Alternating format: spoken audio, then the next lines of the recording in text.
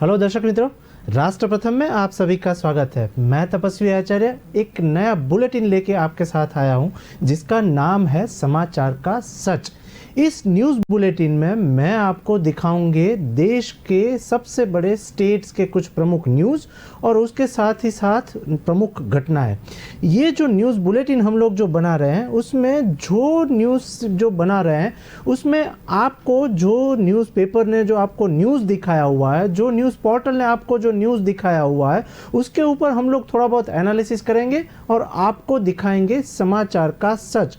तो सबसे पहले न्यूज़ हम लोग देखने के ट्राई करते हैं कि सबसे पहले जो न्यूज़ सामने आया हुआ है उसमें देश की एक सबसे बड़ी न्यूज़ सामने आई हुई है। उसमें अब तक का सबसे बड़ा न्यूज़ जांच अभियान वाला एक न्यूज़ आया हुआ है। पीएफआई के कई ठिकानों पर एनआईए और ईडी की छापेमारी हुई है। 100 से अधिक कैडर गिरफ्तार हुए हैं और एनआईए के अधिकारी डिंडीगुल जिले में पीएफआई के कार्यालय पर छापेमारी की गई है।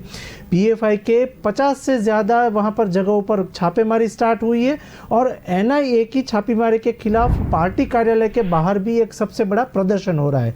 क्या है वो डिटेल, उसके बारे में थोड़ा बहुत गौर फरमाइएगा।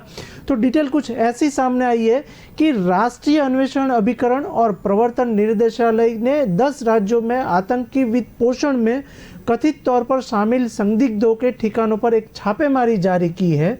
वो क्या छापेमारी है और कौन कौन सी जगह पे छापेमारी हुई है उसकी विविध न्यूज़पेपरों ने एक डिटेल दी है, जिसमें सबसे पहले टाइम्स नाउ ने और टाइम्स ऑफ इंडिया ने एक डिटेल दी है कि अधिकारियों ने यह जानकारी दी। उन्होंने बताया कि छापेमारी के दौरान एनआईए और ईडी ने आतंकियों का कथित तौर पर समर्थन करने के आरोप में popular front of India PFI के लगभग 100 कार्यकर्ताओं को वहां पर हिरासत में लिया हुआ है और साथ ही में अधिकारियों के मुताबिक छापेमारी मुख्यतः दक्षिण भारत में की जा रही है और एनआईए ने इस अब तक का सबसे बड़ा छापा जांच किया हुआ है, छापा मारा हुआ है।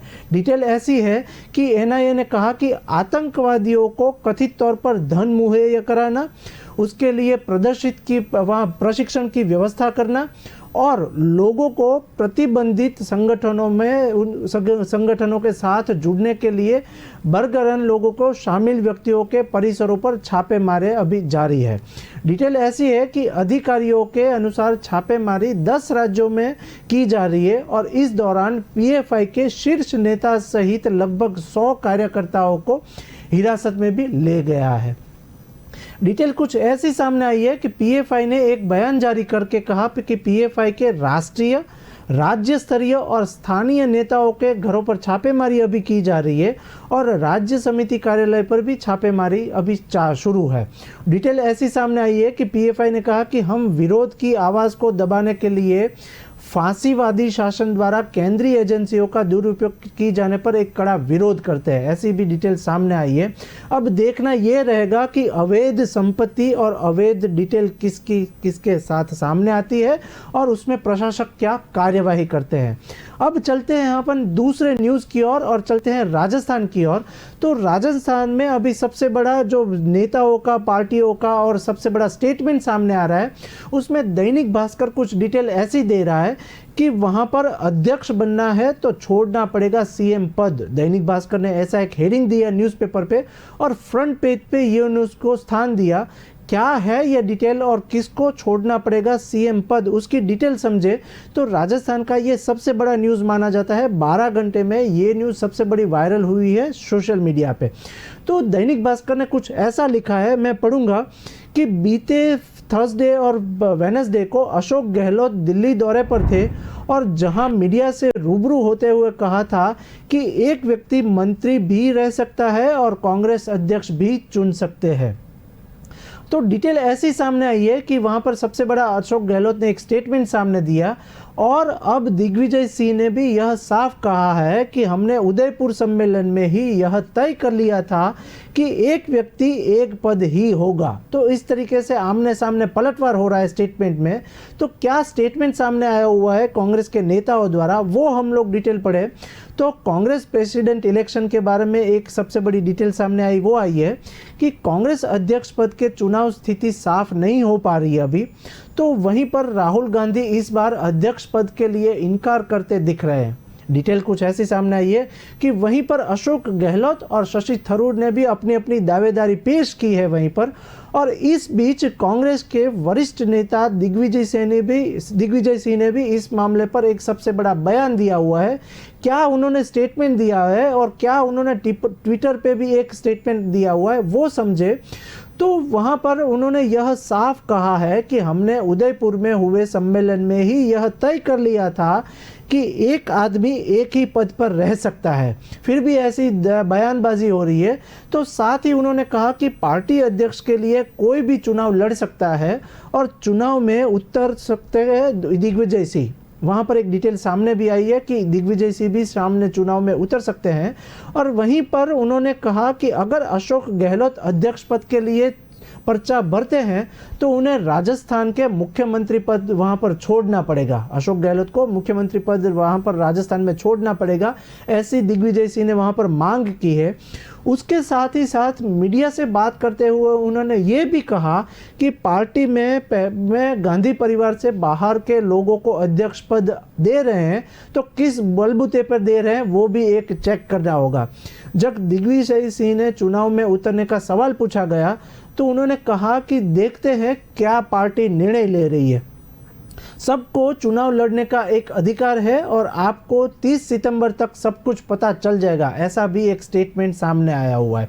डिटेल एक राहुल गांधी की जो सामने आई है और दैनिक भास्कर ने जो स्टेटमेंट लिखा हुआ है, न्यूज़ लिखा हुआ है, उसके ऊपर हम लोग थोड़ा बहुत देखने का प्रयत्न करें तो राहुल गांधी ने मन बना लिया है तो बदलना अब मुश्किल भी है, ऐसी एक डिटेल सामने आई है।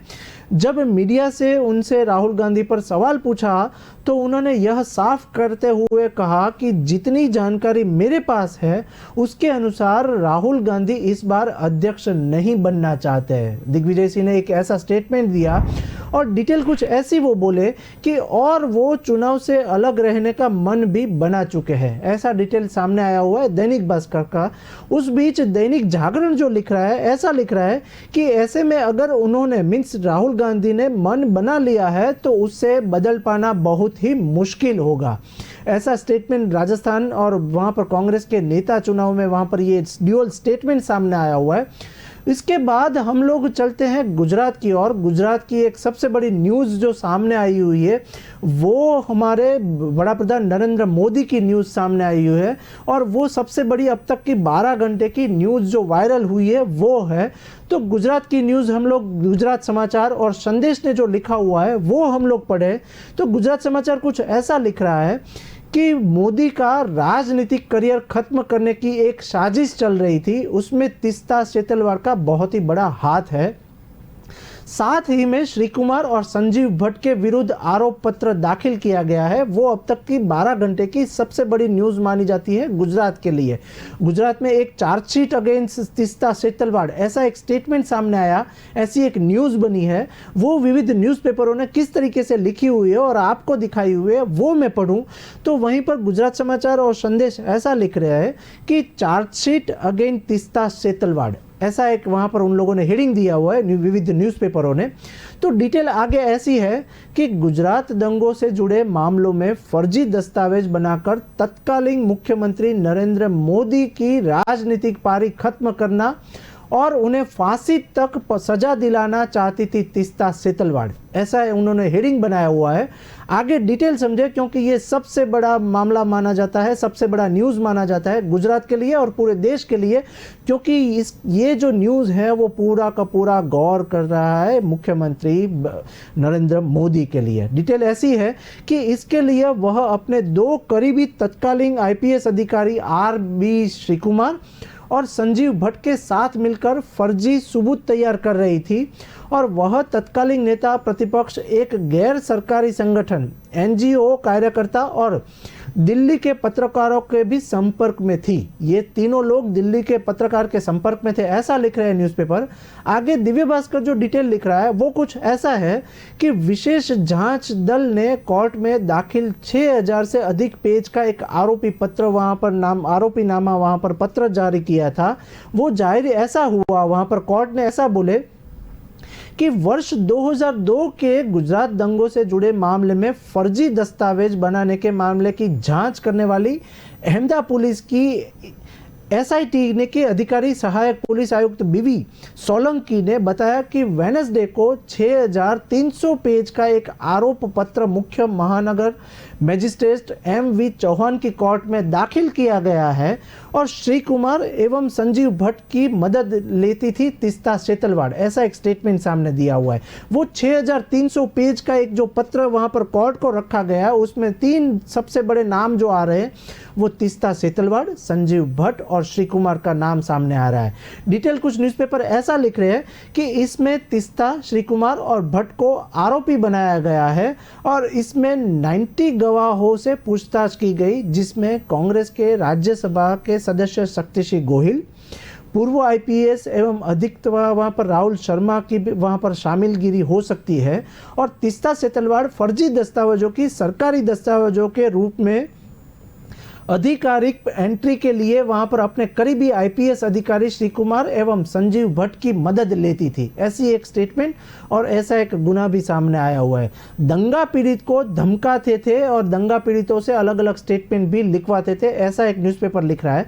वो क्या लिख रहा है न्यूज़पेपर वो समझे तो एसआईटी ने कहा कि श्री कुमार और संजीव भट्ट दंगा पीड़ितों को शपथ पत्र को सरकारी दस्तावेजों के रूप में पुष्टि कराते थे और अगर कोई दंगा पीड़ित शपथ पत्र देने से आनाकानी करता है तो उसको अपहरण करके और धमकाने के तथा उसे तीस्ता की बात मान लेने के लिए दबाव डाला जाता था। वो क्या दबाव था और क्या दबाव देते थे वहाँ पर स्टेटमेंट लिखवाने के लिए, तो ऐसा कुछ स्टेटमेंट सामने आया हुआ है कि पीड़ितों से यह भी कहा जाता था कि अगर वे दस्तावेज बनाने से मना करेंगे तो मुस्लिम समुदाय के दूसरे लोग जो है उनके दुश्मन हो जाएंगे, ऐसा उनके ऊपर दबाव डाला जाता था और धमकी भी दी जाती थी।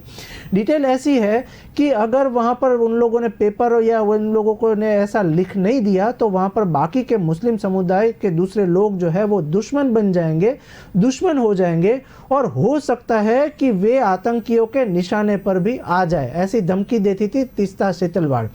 पीड़ितों के नाम पर चंदा वो साथ में जुटाती थी और डिटेल ऐसी एक न्यूज़पेपर ने लिखी है, संदेश न्यूज़पेपर ने, कि अहमदाबाद के शाहपुर स्थित तीस्ता दफ्तर की इसकी कई कारगुनियों के अड्डा बन गया था। वहाँ पर काफ़ी सारे कागजात जमा होते थे और यहाँ तीस्ता और उनके साथ ही गुजरात सरकार तत्कालीन मुख्यमंत्री नरेंद्र मोदी एवं गुजरात को बदनाम करने की साजिश रचे हुए थे। और डिटेल कुछ ऐसी है कि दंगा पीड़ितों के फोटो व वीडियो के जरिए देश विदेश से चंदा जुटाने का काम वहां पर होता था उसकी ऑफिस से, और शपथ पत्र पर अंग्रेजी में तैयार होते थे जिसे पीड़ित पढ़ नहीं सकते थे। ऐसा भी एक स्टेटमेंट 6300 पेज में कोर्ट में दाखिल हुआ है। कोई उससे आनाकानी करे तो उसको बताया जाता था कि इससे नरेंद्र मोदी का ही फायदा होगा, इस तरीके से उनको झूठ बोल के माफ़ीनामा और पत्र लिखवाया जाता था। अब बात ये आई है कि भट्ट ने दिल्ली के पत्रकार से पूछा कि पैकेट मिल गया, ऐसा भी एक न्यूज़पेपर ने बॉक्स बना के स्टेटमेंट सामने दिया हुआ है लास्ट पेज के ऊपर। क्या वो लास्ट पेज पे न्यूज़ है वो पढ़े तो ऐसा लिखा है कि आरोप पत्र में तीस्ता की ओर से गुजरात के तत्कालीन नेता विपक्ष को मेल करने का भी उल्लेख किया गया है।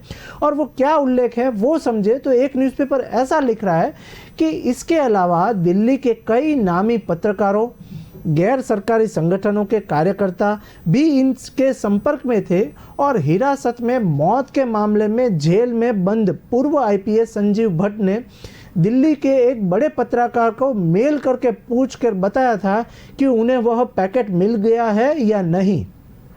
क्या इस पत्रकार को भी पूछताछ के लिए वहां पर बुलाया जाएगा, ऐसा भी विविध न्यूज़पेपरों ने क्वेश्चन मार्क करके ये न्यूज़ को आपको दिखाया हुआ है। अब देखना ये रहेगा कि इसके ऊपर कोर्ट क्या ज़्यादा कार्यवाही करती है और ये जो 3 आरोपी माने जाते हैं उसके ऊपर सबसे बड़ा क्या आरोप लगाया जाता है। बाकी की डिटेल हम लोग समझे उससे पहले हम लोग बात करते हैं चौथे न्यूज़ की तरफ, क्योंकि जो सबसे बड़ी न्यूज़ झारखंड से जो आ रही है वो चौथी न्यूज़ सबसे बड़ी वायरल हुई है, उसके ऊपर हम लोग समझे तो वहाँ का एक सबसे बड़ा न्यूज़पेपर माना जाता है डीएनए और एक इंडिया न्यूज़ पोर्टल है वहाँ पर।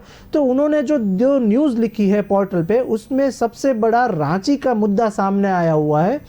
पंकज मिश्रा ने मनी लॉन्ड्रिंग से बनाई 42 करोड़ की संपत्ति, ऐसी एक न्यूज़ सामने आई हुई है रांची की। वो रांची की क्या न्यूज़ है वो हम लोग पढ़े तो डिटेल कुछ ऐसी है कि सीएम का विधायक प्रतिनिधि होने का लेता था फायदा और पंकज मिश्रा ने मनी लॉन्ड्रिंग के सहारे 42 करोड़ रुपए की संपत्ति अर्जित की है। ऐसा एक न्यूज़ पोर्टल ने न्यूज़ दिया हुआ है। क्या है वो न्यूज़, क्योंकि अब तक का ये सबसे बड़ा न्यूज़ माना जाता है और 42,000 करोड़ रुपीस की वहाँ पर संपत्ति अर्जित की है, ऐसी एक न्यूज़ सामने आई है। तो वो डिटेल समझे तो एक न्यूज़पेपर ऐसा लिख रहा है वहाँ पर कि वह सीएम का विधायक प्रतिनिधि होने का सबसे बड़ा फायदा उठा रहा था और वो इसका राजनीतिक आनंद भी लेता था, ऐसी एक हेडलाइन सामने बनी हुई है। और ईडी ने इन तथ्यों का उल्लेख किया हुआ है कि रांची साहिबगंज में अवैध खनन का एक मामला सामने आया हुआ है, उस मामला 1,000 करोड़ रुपए से अधिक का है, ऐसा एक न्यूज़पेपर ने डिटेल दिया हुआ है, न्यूज़ दिया हुआ है। उसमें पंकज मिश्रा द्वारा मनी लॉन्ड्रिंग की सहारे अब तक का 42 करोड़ रुपए की संपत्ति वहां पर अर्जित करने का एक पता लगाया जा चुका है। और वो क्या है वो डिटेल लिखी है कि सीएम का विधायक प्रतिनिधि होने के कारण वह क्षेत्र में राजनीतिक दबदबा का वो आनंद लेता था और वो अवैध खनन से जुड़ी गतिविधियों को नियंत्रित करता था, ऐसी एक डिटेल लिखी है विविध न्यूज़पेपरों ने। तो डिटेल ऐसी है कि वो खनन से जुड़ी गतिविधियों को नियंत्रित करता था। ईडी ने इन तथ्यों का एक उल्लेख भी किया हुआ है। इसकी डिटेल समझे तो 3 के खिलाफ आरोप पत्र भी दायर किया गया है। क्या है वो आरोप, तो वहाँ पर ईडी ने क्या कार्यवाही की है तो वो डिटेल समझे तो ईडी के अनुसार अवैध खनन से जुड़े मामले की जांच के लिए बहरवा थाने में दर्ज प्राथमिकी के अलावा अवैध खनन के इस सिलसिले में दर्ज कुछ प्राथमिकी को जांच के लिए वहां पर लाया गया और वो कौन कौन से लोग थे उसकी डिटेल जो लिखी है कि उसके मामले की जांच के प्रथम चरण में अवैध खनन के इस मामले में 3 लोगों को वहां पर पंकज मिश्रा, बच्चू यादव और प्रेम प्रकाश को वहां पर पकड़ा गया है। और वो 3 लोगों को अब देखना यह है कि कौन कौन से स्टेटमेंट लिए जाते हैं।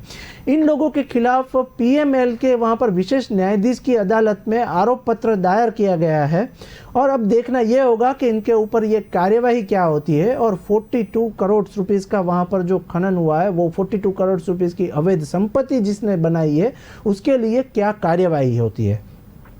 अब दूसरे स्टेट की ओर चलते हैं और अब चलते हैं हम लोग दिल्ली में सबसे बड़ा क्या न्यूज़ है वो समझे तो हम लोग जो विविध न्यूज़पेपरों ने आपको जो न्यूज़ दिया हुआ है उसमें हम लोग थोड़ा बहुत जो एनालिसिस करते हैं और आपको दिखाते हैं समाचार का सच।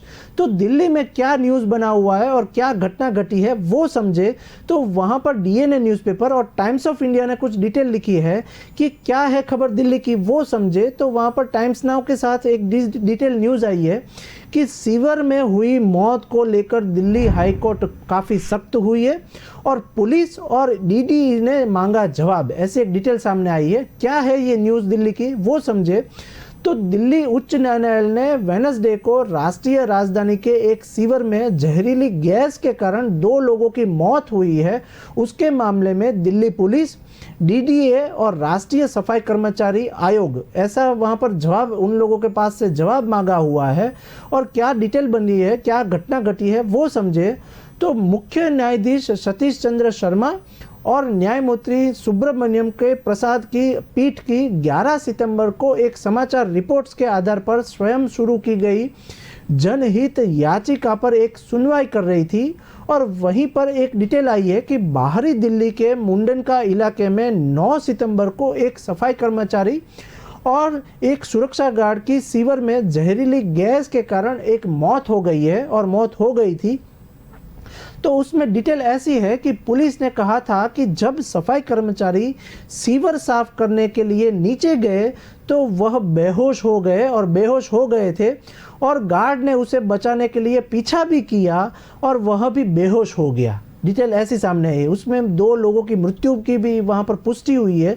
तो क्या है डिटेल और समझे तो एक न्यूज़पेपर ने ऐसा लिखा है कि दोनों युवकों को अस्पताल में ले जाया गया जहां उन्हें मृत घोषित किया गया। डिटेल ऐसी है कि वो दोनों मृत जाहिर हुए और मृत घोषित हुए। उसके साथ उसके दौरान दिल्ली जल बोर्ड के वकील ने पीठ को बताया, मीन्स कोर्ट को बताया, कि जिस इलाके में यह घटना हुई है वह दिल्ली विकास प्राधिकरण DDA के अंतर्गत आता है और यहाँ तक कि सफाई कर्मचारी भी DDA का कर्मचारी है और वो दो लोगों की मौत हुई है। DJB के वकील ने कहा कि यह मृतक के कानूनी वारसों को मुआवजे का भुगतान करने का एक हकदार नहीं है और यह उपयुक्त वहां पर प्राधिकार DDA होगा। और अब डिटेल क्या होती है वो देखें तो MCD के वकील ने भी इस तरीके की दलील की कि वहां पर मामले में अदालत की सहायता के लिए न्याय मित्र नियुक्त किए जाए। और वरिष्ठ वहां पर अधिवक्ता वहां पर राजशेखर राव ने कहा कि दिल्ली पुलिस और उसके साथ NCS के वहाँ पर भी याचिका पत्रकार पक्षकार बनाया जाए। अब देखना ये होगा कि इसके मामले में 2 लोगों की जो मौत हुई है उसमें क्या फैसला सुनाया जाता है। उसके बाद पीठ ने DDA, दिल्ली पुलिस और NCS को वहाँ पर नोटिस जारी किया और मामले को आगे सुनवाई के लिए 27 सितंबर को वहाँ पर सूचीबद्ध किया जाता है कि डिटेल भरो और तात्कालिक इस पे अमल करो। अब देखना यह होगा कि इसके आगे दिल्ली सरकार क्या फैसला ले रही है। अब बात करते हैं 5वें सबसे बड़े न्यूज़ की ओर और हम लोग चलते हैं बिहार की तरफ। बिहार में अभी क्या घटना घटी है और क्या न्यूज़ सामने आया हुआ है वो हम लोग देखें तो वहाँ पर दैनिक भास्कर और दैनिक जागरण का सबसे बड़ा न्यूज़पेपर का दबदबा है। वहाँ पर उन लोगों ने क्या फ्रंट पेज पे न्यूज़ दिया हुआ है वो हम लोग पढ़े बिहार के बारे में। तो बिहार में कुछ ऐसी मामला हुआ है कि विपक्ष को एकजुट करने की कवायद, ऐसा उन लोगों ने हेडिंग दिया हुआ है न्यूज़पेपर ने। वहां पर सोनिया को मना पाएंगे लालू प्रसाद यादव, ऐसा एक क्वेश्चन मार्क सामने आया हुआ है। डिटेल ऐसी सामने आई है और न्यूज़पेपर की वहां पर न्यूज़ की डिटेल समझे और पढ़े तो डिटेल ऐसी है कि राजदा अध्यक्ष लालू प्रसाद ने बुधवार को मीन्स वेडनेसडे को कहा कि वह बिहार के मुख्यमंत्री नीतीश कुमार के साथ 2024 के लोकसभा चुनावों से पहले सभी प्रमुख गैर भाजपा दलों का एकजुट करने के प्रयास में जल्द ही दिल्ली में कांग्रेस की अंतरिम अध्यक्ष सोनिया गांधी से मुलाकात करेंगे। और लालू के इस बयान के बाद अब की सबकी निगाहें उनकी मुलाकात पर टिकी हुई है। वहाँ पर लालू प्रसाद यादव सोनिया गांधी को क्या स्टेटमेंट देंगे और क्या जवाब लेंगे वो एक डिटेल सबसे बड़ी गौर फरमाई। और डिटेल कुछ ऐसी आई है कि वो सबसे पहले मुलाकात करेंगे सोनिया गांधी से। उन्होंने दावा किया है कि लोगों को परेशान कर रहा है वास्तविक मुद्दों को छिपाने के लिए भाजपा समाज में सांप्रदायिक सौहार्द का बिगाड़ना चाहती है।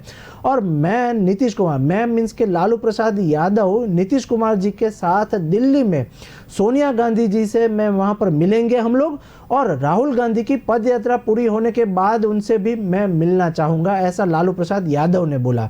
डिटेल कुछ ऐसी है कि अगले लोकसभा चुनाव में एकजुट विपक्ष भाजपा को सत्ता से बाहर कर देंगे, ऐसी डिटेल लिखी है न्यूज़पेपर ने। वहीं पर दैनिक भास्कर ने जो लिखा हुआ है वहां पर केंद्रीय गृह मंत्री अमित शाह के बिहार के सीमांचल इलाके में आगामी दौरा वहां पर जिक्र करते हुए कहा कि पूर्व मुख्यमंत्री ने कहा कि लोगों को सतर्क और सावधान रहने की वहां पर जरूरत है। डिटेल कुछ ऐसी आई है कि भाजपा नेता राज्य में विभिन्न समुदायों के लोगों को आपस में लड़ने के लिए वहां पर उकसा रहे, ऐसा एक स्टेटमेंट दिया न्यूज़पेपरों ने। तो वो डिटेल क्या है वो समझे। तो वहीं पर केंद्रीय गृह मंत्री के इस दौरे को लेकर नीतीश जी ने भी काफ़ी सावधान है और नीतीश जी भी वहां पर काफ़ी सावधान रहने की डिटेल दे रहे हैं। डिटेल ऐसी है कि सीमांचल के क्षेत्र में मुस्लिम आबादी का भारी घनत्व है और वहीं पर अमित शाह 23 और 24 सितंबर को क्रमशः पूर्णतिया और किशनगंज जिलों में वहां पर दौरा कर रहे हैं और दौरे के लिए जाने वाले हैं, वहां पर सब लोगों से मिलने वाले हैं। तो वहीं पर रैलियों का भी वहां पर आह्वान हो रहा है, रैलियों का भी एक डिटेल सामने आ रहा है और रैली भी संबोधित करने वाले हैं अमित शाह। तो अब देखना ये होगा कि ये जो दो नेता लोग हैं वो आमने सामने क्या बोल रहे हैं और किसकी जीत हो रही है। डिटेल कुछ ऐसी है कि पार्टी के प्रमुख रणनीतिकार माने जाने वाले अमित शाह की यह राज्य की पहली यात्रा है और डिटेल ऐसी है कि कोई राजनीतिक उथल पुथल में भाजपा की सत्ता वहां पर छीन ली है। डिटेल ऐसी है कि उनका एजेंडा समाज में सांप्रदायिक सद्भाव को बिगाड़ना है। वहाँ पर ये लोग ऐसा दावा कर रहे हैं और ऐसा वहाँ पर गुनहगारी की बात कर रहे हैं कि भाजपा नेताओं का एजेंडा समाज में सांप्रदायिक सद्भाव को वहाँ पर बिगाड़ना है और लोगों को वास्तविक मुद्दों पर बहस करने की अनुमति नहीं देना है। डिटेल ऐसी सामने है कि कई राजनीतिक दलों में बीजेपी के साथ समझौता किया है, लेकिन मैंने ऐसा कभी नहीं किया। ऐसा लालू प्रसाद यादव बोल रहे हैं कि मैंने कभी भाजपा के साथ जुड़ाव नहीं किया है और मैं उनके साथ कभी समर्थन में नहीं रहा हूं। अब अमित शाह के दौरे के बाद महागठबंधन के लिए सहयोगियों ने सीमांचल क्षेत्र में कम से कम 3 रैलियों का वहाँ पर योजना बनाई है। अब देखना ये रहेगा कि रैलियों में कौन कौन लोग शामिल होते हैं और कौन से नेता वहाँ पर क्या भाषण दे रहे हैं। राजदा सुप्रीमो जिनकी तबीयत अभी ठीक नहीं है, उनके साथ मंच पर राजदा के राज्य के इकाई अध्यक्ष जगदानंद सिंह और उप मुख्यमंत्री तेजस्वी यादव और समाजवादी नेता शरद यादव भी वहां पर शामिल थे। अब देखना यह रहेगा कि लालू यादव के साथ क्या बयानबाजी हो रही है। आगे चलते हैं एक पंजाब असेंबली के लिए और पंजाब के वहाँ पर स्टेट के सभी न्यूज़ देखने की ट्राई करते हैं। तो अब हम चलते हैं पंजाब और वहाँ पर दिल्ली के बाद पंजाब की बात करें हम तो वहाँ पर आपकी सरकार वहाँ पर कार्य कर रही है। आपकी सरकार वहाँ पर भगवंत मान सीएम बैठे हुए हैं, उसकी एक डिटेल सामने आई है, उसका एक टकराव सामने आया हुआ है। वहाँ पर पंजाब केसरी न्यूज़पेपर है, वो कुछ ऐसा लिख रहा है कि आप सरकार का राज्यपाल से टकराव, ऐसी एक डिटेल सामने आई है।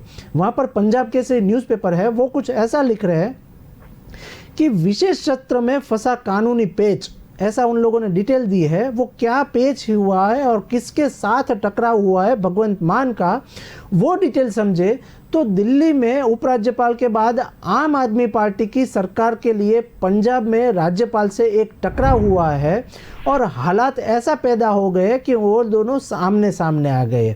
डिटेल ऐसी है कि दरअसल पंजाब के इतिहास में ये पहली बार हुआ कि अभूतपूर्व घटनाक्रम हुआ कि जिसमें राज्यपाल बनवारी लाल पुरोहित ने भगवंत मान सरकार को झटका देते हुए वहां पर 22 सितंबर को बुलाए गए विधानसभा के विशेष सत्र को दी गई मंजूरी वापस ले ली है।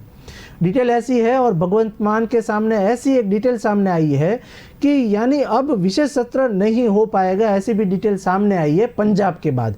पंजाब की डिटेल समझे तो डिटेल ऐसी है कि इससे राज्य का सियासी माहौल गर्म हो गया और 2 नेता और वहाँ पर के जो अधिकारी हैं वो जो सामने आ गए।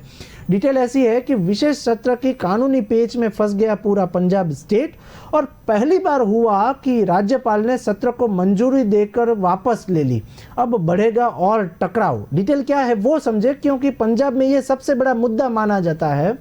तो वहीं पर राज्यपाल ने इस मामले में additional solicitor general Satyapal Jain से एक राय ली थी और वो क्या राय ली थी वो समझे तो उसमें यह बात सामने आई कि सरकार को विश्वास मत हासिल करने के लिए विशेष सत्र बुलाने का एक कोई अधिकार नहीं है, ऐसा एक न्यूज़पेपर लिख रहा है। वो न्यूज़पेपर क्या लिखा है आगे डिटेल वो समझे तो राज्यपाल पुरोहित ने नेता प्रतिपक्ष प्रताप सिंह बाजवा, कांग्रेस विधायक सुखपाल सिंह खैबर, भारतीय जनता पार्टी के प्रदेश अध्यक्ष अश्विनी शर्मा आदि द्वारा भेजे गए पत्रों पर गौर करते हुआ कानूनी राय मांगी थी और वहीं पर मुख्यमंत्री भगवंत मान और राज्यसभा सांसद राघव चड्ढा ने भी ट्वीट करके राज्यपाल के फैसले पर सवाल उठाया था।